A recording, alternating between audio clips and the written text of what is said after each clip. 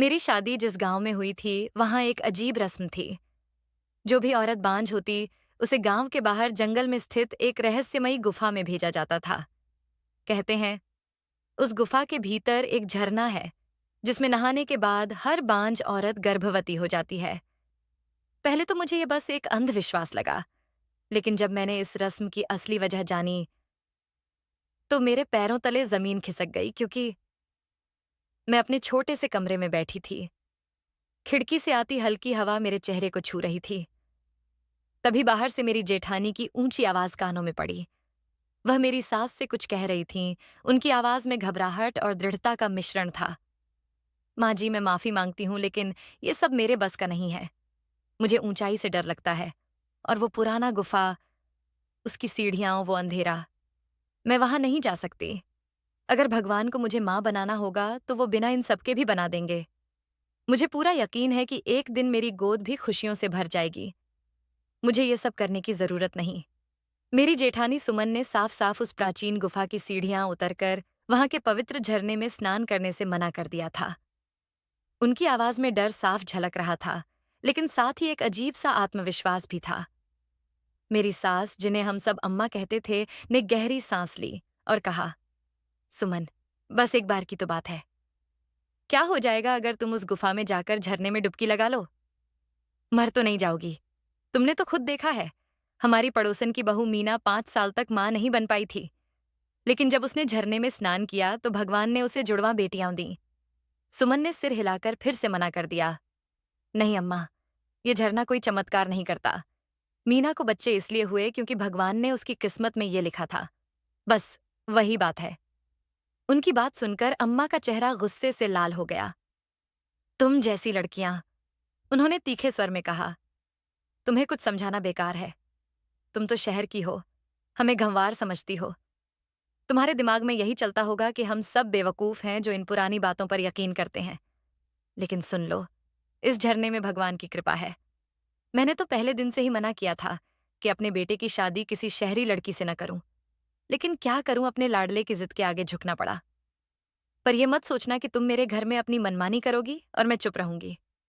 तुम्हारी शादी को 4 साल हो गए और अभी तक तुमने मुझे पोता पोती का मुंह नहीं दिखाया। अगर ऐसे ही चलता रहा तो मैं अपने बेटे की दूसरी शादी करवा दूंगी। रिश्तों की कमी तो हमारे यहाँ है नहीं। इतना कहकर अम्मा गुस्से में कमरे से बाहर चली गईं। सुमन की आंखें आंसुओं से भर आईं। उनकी हालत देखकर मेरा दिल पसीज गया।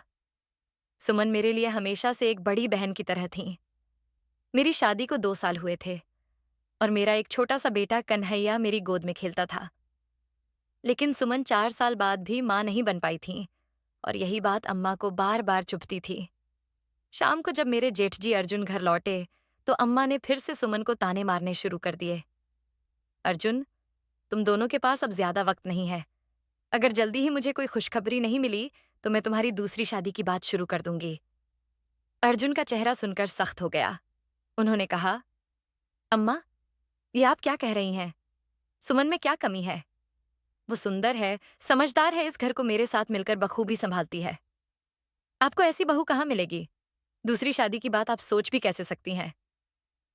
अम्मा ने ठंडी सांस ली और बोली, समझदार तो गांव की लड़कियां भी हैं। तुम्हारी जेठानी राधा को देखो। मैंने उसे अपने मन से चुना था, और इस वक्त मुझे बस एक वारिस चाहिए। इतनी बड़ी जायदाद का आधा हिस्सा तुम्हारे नाम है, उसे तुम किसके लिए छोड़ोगे?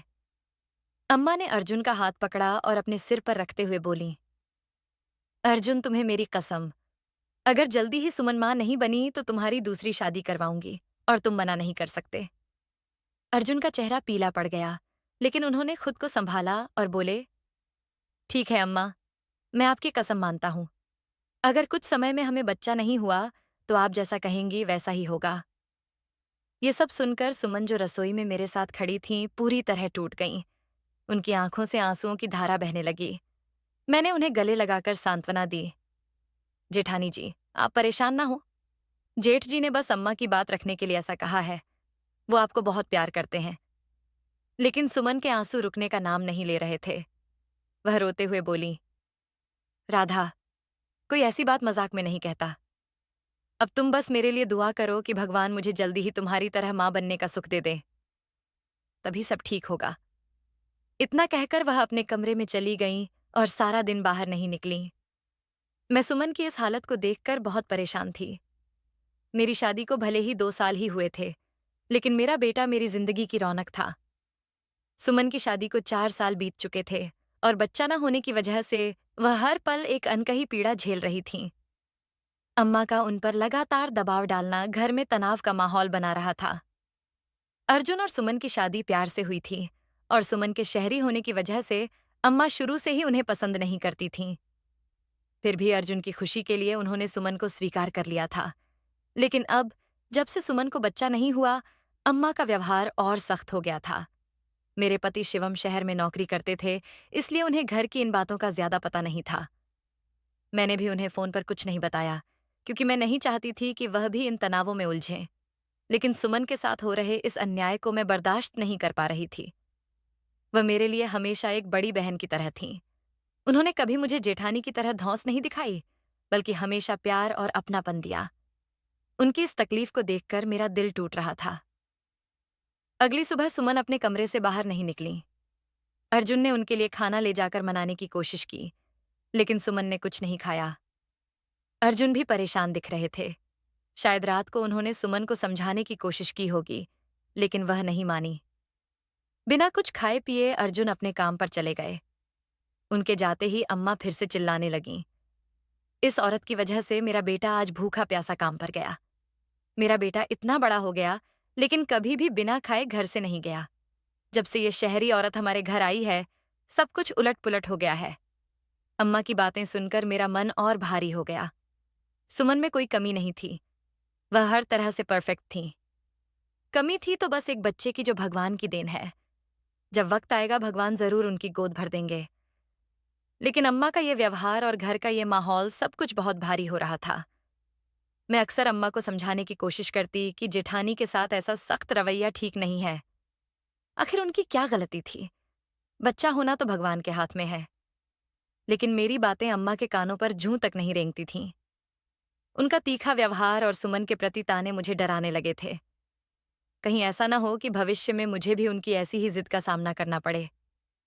मैं सिर्फ समझा सकती थी, पर अम्मा किसी की सुनने को तैयार ही नहीं थीं।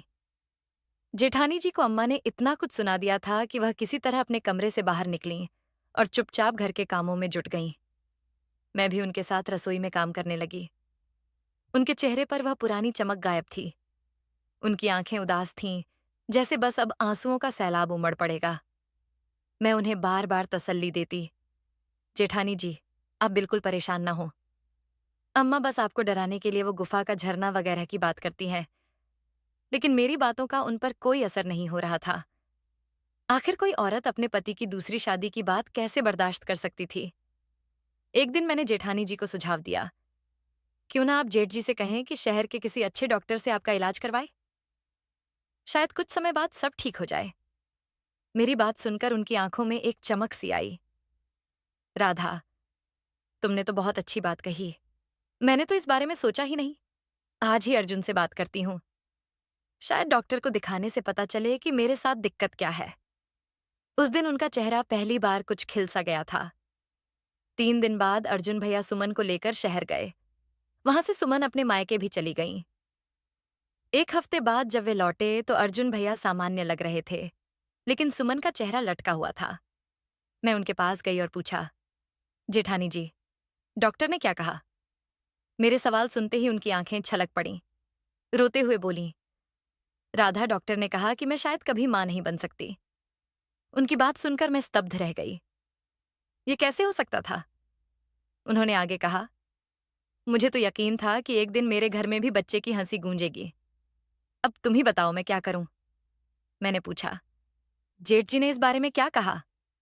सुमन ने उदास स्वर में जवाब दिया, अर्जुन ने कहा कि बच्चा हो या ना हो, वो मेरा साथ कभी नहीं छोड़ेंगे। लेकिन मुझे डर है राधा, उन्होंने अम्मा की सौगंध जो खा ली है। मैंने फिर पूछा, तो आप क्या करेंगी? उनकी आवाज में निराशा थी। मुझे क्या करना है? वक्त ही बताएगा कि मेरी जिंदगी का रास्ता कहाँ ले जाएगा। मैंने उन्हें हिम्मत बंधाई, जेठानी जी, अम्मा की खुशी के लिए एक बार उस गुफा के झरने में स्नान कर लीजिए। क्या पता भगवान आपकी सुन ले। सुमन ने गहरी सांस ली और बोली, शायद तुम सही कह रही हो। मेरे पास और कोई रास्ता भी तो नहीं है। अगर इससे अर्जुन की दूसरी शादी रुक जाए तो मुझे कोशिश करनी चाहिए। लेकिन राधा, मुझे उस अंधेरे गुफा और गहरे पानी से बहुत डर लगता है। मैंने उन्हें हौसला दिया, अपने डर को दिल से निकाल दीजिए। अपने पति को खोने से बेहतर है कि आप वो एक कदम उठा लें। जब अम्मा ने अर्जुन भैया से पूछा कि डॉक्टर ने क्या कहा, तो उन्होंने सच छिपाते हुए कहा, डॉक्टर ने बताया कि सुमन में कोई कमी नहीं है, बस थोड़ा वक्त लगेगा। कुदरत का खेल है, जल्दी या देर से सब ठीक हो जाएगा। अम्मा ने सुमन की ओर देखा और बोली, सुमन, अभी भी वक्त है। मेरे साथ गुफा चलो, उस झरने में डुबकी लगा लो। भगवान सब ठीक कर देंगे। सुमन ने हिचकिचाते हुए कहा, ठीक है अम्मा, जैसा आप कहती हैं मैं तैयार हूं। अम्मा की आंखों में खुशी की चमक आ गई। उन्होंने सुमन का हाथ थाम लिया और बोली, अगर तुमने पहले ही मेरी बात मान ली होती तो कितना अच्छा होता। चलो, अब देर मत करो। जाते वक्त सुमन ने मुझसे धीरे से कहा, राधा, मेरे लिए दुआ करना कि सब कुछ अच्छा हो जाए। मैंने उन्हें भरोसा दिलाया, जेठानी जी सब ठीक होगा, आप चिंता न करें। 5 घंटे बाद सुमन और अम्मा घर लौटीं। सुमन जब झरने से नहाकर आईं तो मैंने उनसे पूछा, जेठानी जी वहां कैसा रहा? उनकी आंखों में डर और उदासी का मिश्रण था। उन्होंने धीमे स्वर में कहा, राधा, अभी जिंदगी में बहुत कुछ देखना बाकी है। धीरे धीरे सब सीख जाऊंगी। उनकी बात मुझे समझ नहीं आई, लेकिन उनके चेहरे की उदासी देखकर मेरा दिल भर आया। मैंने मन ही मन भगवान से प्रार्थना की, हे भगवान, मेरी जेठानी जी को हिम्मत देना। कुछ दिन बाद एक सुबह सुमन रसोई में काम कर रही थीं। अचानक उन्हें चक्कर आया और वो गिर पड़ीं। मैंने चीख मारकर जेठ जी को बुलाया, जो उस वक्त घर पर ही थे। उन्होंने फौरन सुमन को उठाकर बिस्तर पर लिटाया। मैंने उनके चेहरे पर पानी के छींटे मारे और कुछ ही पल में उनकी आंखें खुल गईं। अम्मा ने तुरंत अर्जुन भैया से कहा, जाओ, जल्दी दाई को बुलाओ। मुझे लगता है कोई अच्छी खबर है। सुमन ने कमजोर आवाज में कहा, नहीं अम्मा, इतनी जल्दी क्या खुशखबरी। मैं बस तनाव में थी। मुझे बार बार यही डर लगता है कि क्या मैं कभी मां बन पाऊंगी। बस इसी वजह से चक्कर आ गया। मैं जल्दी ठीक हो जाऊंगी। लेकिन अम्मा ने उनकी एक न सुनी। उन्होंने अर्जुन भैया को जबरदस्ती दाई बुलाने भेज दिया। जब दाई ने सुमन का चेकअप किया तो उसने मुस्कुराते हुए कहा, मुबारक हो, तुम्हारी बहू मां बनने वाली है। ये सुनकर मैं, अर्जुन भैया और सुमन स्तब्ध रह गए। अम्मा तो खुशी से पागल हो गईं। उन्होंने तुरंत अपनी जेब से 5,000 रुपये निकाले और अर्जुन भैया को देते हुए कहा, जाओ, जल्दी मिठाई लाओ, मैं पूरे गांव में बांटूंगी। भगवान ने इतने दिनों बाद हमारी सुन ली। अर्जुन भैया ने सिर हिलाकर अम्मा की बात को नकार दिया।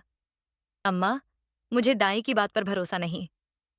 सुमन ने खुद बताया कि डॉक्टर ने मां बनने की उम्मीद छोड़ दी थी। ऐसे में आप इतनी जल्दी खुशखबरी की बात कैसे मान सकती हैं? अगर हमने मिठाई बांटी और ये सच नहीं हुआ तो गांव भर में हमारा मजाक बन जाएगा। अम्मा का चेहरा गुस्से से तमतमा उठा। अर्जुन, ऐसी बात मत कर। मुझे पूरा यकीन है कि सुमन मां बनने वाली है। भगवान ने इतने दिनों बाद मेरी प्रार्थना सुनी है। तुम मेरी खुशी को कम मत करो। जाओ, मिठाई ले आओ। अर्जुन भैया ने फिर से मना किया। अम्मा, जब तक मैं सुमन का चेकअप किसी अच्छे डॉक्टर से नहीं करवा लेता, मैं कोई जल्दबाजी नहीं करूंगा। आप भी अभी शांत रहें। अम्मा ने तीखी नजरों से उन्हें देखा और बोली, तो फिर देर किस बात की? जल्दी चलो और सुमन का चेकअप करवाओ। उसी शाम हम चारों, मैं, सुमन, अर्जुन भैया और अम्मा, शहर के लिए निकल पड़े। मैंने अपने पति शिवम को भी अस्पताल आने को कह दिया था। रास्ते में सुमन खामोश और उदास थीं, जबकि अम्मा के चेहरे पर खुशी की लहरें थीं। वह सुमन को हंसाने की कोशिश करती और कहती, ऐसे उदास मत रहा कर, बच्चे की सेहत पर असर पड़ेगा। हमेशा हंसी खुशी रह, ताकि मेरा पोता स्वस्थ और सुंदर हो। रात को हम सुमन के मायके पहुंचे। अम्मा चाहती थीं कि उसी वक्त चेकअप करवा लिया जाए, लेकिन सुमन के घरवालों ने कहा, इतनी जल्दी की क्या जरूरत, सुबह चले जाना। सुबह 7 बजे ही अम्मा ने शोर मचाना शुरू कर दिया, जल्दी उठो, सुमन का चेकअप करवाने चलो। अर्जुन भैया ने उन्हें समझाया, अम्मा, अभी तो अस्पताल भी नहीं खुला होगा, थोड़ा सब्र करिए। आखिरकार 10 बजे हम सब अस्पताल के लिए निकले। शिवम भी वहां पहुंच चुके थे। मेरा मन बेचैन था। सुमन की सच्चाई मुझे पता थी। लेकिन अम्मा और शिवम की खुशी देखकर मैं चुप थी। अस्पताल में डॉक्टर ने सुमन का चेकअप किया और जो कहा उसने सबके होश उड़ा दिए। बधाई हो, सुमन गर्भवती है। ये सुनकर सभी के चेहरों पर मुस्कान छा गई। रास्ते में लौटते वक्त सुमन ने धीरे से कहा, राधा मैं कितनी बेवकूफ थी जो उस गुफा के झरने पर भरोसा नहीं कर रही थी। अम्मा सही कहती थीं। उन्होंने बताया कि जिस डॉक्टर ने पहले उनकी जांच की थी वही आज फिर थीं। वह सुमन की पुरानी रिपोर्ट देखकर हैरान थीं। ये तो चमत्कार है। मुझे यकीन नहीं हो रहा कि तुम मां बनने वाली हो। ये कैसे हुआ? 3 दिन बाद हम सुमन के मायके से अपने गांव लौटे। रास्ते में ढेर सारी मिठाइयां खरीदी और घर पहुंचते ही पूरे मोहल्ले में बांटी। मैं हैरान थी। डॉक्टर ने तो साफ कह दिया था कि सुमन के मां बनने की संभावना न के बराबर है। फिर ये चमत्कार कैसे हुआ? क्या सचमुच वो झरना इतना चमत्कारी था? मुझे हमेशा से रहस्यों को सुलझाने का शौक था। मैंने ठान लिया कि इस कुंड के राज को मैं जरूर जानूंगी। कुछ दिनों बाद मैंने अपनी छोटी बहन नेहा को ससुराल बुला लिया। उसे सारी बात बताई और उसकी मदद से एक योजना बनाई। एक दिन हम दोनों भेस बदलकर उस गुफा के पास पहुंचे। मुझे लगा था कि वहां कोई नहीं होगा, लेकिन वहां एक अधेड़ उम्र की महिला बैठी थी। उसने हमसे पूछा, बेटी, तुम्हारी क्या परेशानी है? मैंने तुरंत कहानी गढ़ी। आंटी, डॉक्टर ने मुझे जवाब दे दिया कि मैं कभी मां नहीं बन सकती, इसलिए मैं इस झरने के पास आई हूं। अब यही मेरी आखिरी उम्मीद है। महिला ने कहा, मैं इस झरने की देखभाल करती हूँ। तुम मुझे 7,000 रुपये दो, फिर इस झरने में स्नान कर लो, सब ठीक हो जाएगा। इतने पैसे सुनकर मैं चौंक गई। मेरे पास इतना नहीं था, लेकिन नेहा ने अपनी जेब से पैसे निकालकर उसे दे दिए। उसने मुझे झरने में उतरने की इजाजत दी। स्नान करने के बाद उसने मुझे अपने पास बुलाया और एक छोटा पैकेट थमाते हुए कहा, इस पाउडर को 1 हफ्ते तक अपने खाने में मिलाकर खाओ, तुम जरूर मां बनोगी। नेहा ने मुझे सवालिया नजरों से देखा। हमें कुछ समझ नहीं आया। 7,000 रुपये देने के बाद भी हमें झरने का राज नहीं पता चला। मैंने हिम्मत जुटाई और उस महिला से कहा, आंटी, मैं मां नहीं बनना चाहती। मैं तो शहर से हूं और एक पत्रकार हूं। मुझे इस झरने की ख्याति के बारे में पता चला है। अगर आपने इसका राज नहीं बताया तो मैं सारी बात मीडिया में उजागर कर दूंगी। आप पर धोखाधड़ी का केस भी हो सकता है। मेरी बात सुनकर वह घबरा गई और बोली, बेटी ऐसा मत करना, मैं तुम्हें सब बताती हूँ। उसने अपनी कहानी सुनाई। वह हमारे गांव की नहीं थी, उसका गांव दूर था। शादी के कुछ समय बाद ही उसके पति की मृत्यु हो गई थी। ससुराल वालों ने उसे निकाल दिया। जब वह हमारे गांव आई तो कुछ लोगों ने उसे खाना पीना दिया, लेकिन जल्द ही सबने मुंह फेर लिया। भटकते हुए वह इस गुफा के झरने तक पहुंची। वहां जंगल में जड़ी बूटियां देखकर उसे अपने पिता की याद आई, जो एक मशहूर वैद्य थे। उन्होंने उसे जड़ी बूटियों का ज्ञान दिया था। उसने सोचा कि अगर वह सीधे दवा देगी तो कोई भरोसा नहीं करेगा, इसलिए उसने इस झरने के चमत्कार की अफवाह फैलाई। जो भी औरत यहाँ स्नान करने आती, उसे वह जड़ी बूटियों से बना पाउडर देती। ये पाउडर औरतों की शारीरिक समस्याएं दूर करता और वे मां बन जाती। लोग इसे झरने का चमत्कार मानते। इस तरह उसकी रोजी रोटी चल निकली। उसने औरतों को इस राज को गुप्त रखने की हिदायत दी थी। उसकी कहानी सुनकर मेरा मन भर आया। मैंने कहा, आंटी, आपका राज मेरे साथ सुरक्षित है। मैं इसे किसी को नहीं बताऊंगी। हमने उसका धन्यवाद किया और घर लौट आए। मैं सोच में डूब गई कि उस औरत ने कितनी चतुराई से लोगों की तकलीफें दूर कीं और अपनी आजीविका का रास्ता बनाया। उसकी वजह से सुमन की जिंदगी में खुशियां लौटीं। अब जब भी मैं सुनती हूं कि किसी को बच्चा नहीं हो रहा, मैं उसे यही सलाह देती हूं कि उस गुफा के झरने में स्नान कराए। इससे न सिर्फ उनकी समस्या हल होती है, बल्कि उस औरत की मदद भी हो जाती है। इस तरह एक अनजान औरत की जड़ी बूटियों ने न सिर्फ सुमन की गोद भरी, बल्कि कई औरतों की जिंदगी में भी खुशियां लाईं। और मैं इस चमत्कार के राज को जानकर मन ही मन उस औरत की हिम्मत और समझदारी को सलाम करती हूँ। तो दोस्तों, यह थी आज की कहानी। इस कहानी के बारे में आपकी क्या राय थी? ये कमेंट बॉक्स में जरूर बताइए। अगर आपको कहानी पसंद आई हो तो वीडियो को लाइक करें और चैनल को सब्सक्राइब करें और बेल आइकन पर क्लिक करके इसे ऑल पर सेट करें, ताकि आपको नए वीडियो की सूचना तुरंत मिल जाएगी। धन्यवाद।